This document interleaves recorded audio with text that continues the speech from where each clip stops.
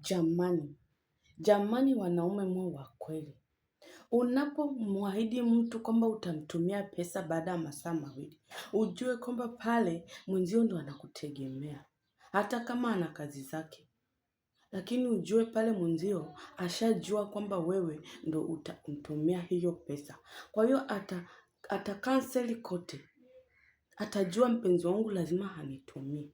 My dear, yaani mimi ukiniahidi kwamba unanitumia pesa baada ya masaa mawili. Yaani jua kabisa pale unapokata simu nitahesabu masaa hayo mawili. Na hakikisha yakishafika hayo masaa mawili. Nikikupigia simu zaidi ya mara 3 au mara 5 na haupokei. My dear nisipokutukana. Basi ujue hiyo siku mimi nimeamka vizuri. Mashetani yangu yameamka vizuri kabisa. Yaani my dear, tafadhali my dear. Yaani mimi usiniahidi kabisa.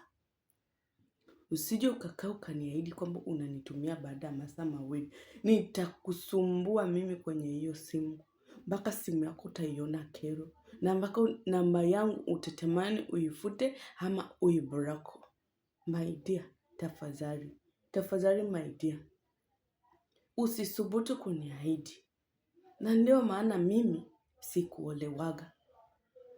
Nilipata mwanaume lakini mwanaume nikaona ni mshenzi. Alafu mimi mwenyewe pia nina vitabia fulani vya kishenzi.